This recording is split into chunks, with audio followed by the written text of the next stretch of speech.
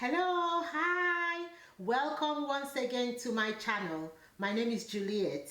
Today I'm going to be making berry compote. It's a fruit compote, but I'm using berries. I'm going to be using mixed berries for this compote. So I'll be using strawberries, blueberries and raspberries. The traditional compote is usually made with either conventional sugar or the granulated sugar, which is the refined sugar, but I'm not using any of those for this recipe. I'm using orange in place of sugar. I'm using the juice of one orange in place of sugar. So I'm cutting up the strawberries because they look they appear bigger in size than the rest of the berries, and I'm just going to pour the other berries straight into the pan, and I'm going to juice one orange. I'm going to put the juice of one orange in a bowl, just in case there are any pips in it, but this is more of a habit than any other thing because I haven't had oranges with pips for a very long time. Anyway, you never know. So the juice is going into the berries, and I'm going to cook this for about 2 minutes.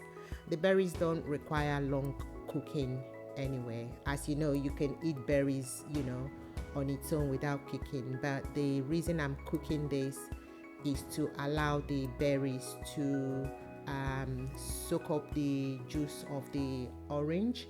So as the berry is boiling, it's soaking up the juice of the orange, and that's what gives it that sweetness, that natural sweetness.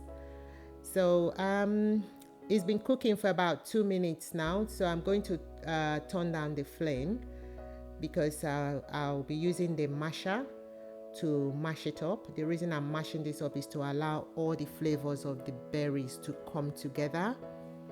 So you have to be very gentle at this stage, very careful so that it doesn't splash on your skin. And I've mashed it up now, and it's looking watery at this stage, but I wouldn't worry because once I finish everything and leave it to cool, it will thicken. But I'm adding a teaspoon of ground cinnamon for flavor. So that goes in, and it's cooked for about a minute now, and I've turned it off, and I'm going to leave it to cool down for about 10 to 15 minutes.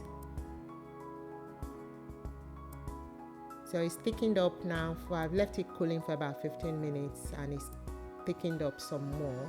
It's become thicker. You can see that it's cool enough for me to put it in the jar. So this recipe usually gives me 2 jars of the compote, and as the compote gets cooler, it will become thicker, and it becomes thick like jam, but without the sweetness of the jam. So this is our berry compote all done now. I've put it in a jar. So I normally put this in the fridge, and it can last me up to 1 week. And I've added some to my yogurt here. This is Greek yogurt. It's quite nice in yogurt. You can also use it for your oat. I use it on oat. I use it for ice cream, on toast. There's quite a lot of things that you can. This is really nice. It just goes to show that you don't need to add all the refined sugars, to be able to enjoy sauces. So this is really nice. I hope you have enjoyed watching my video. Put your comment down below. Please like, give me a thumbs up, subscribe, hit the subscribe button, and do share. I'll see you in my next video. Stay safe. Bye.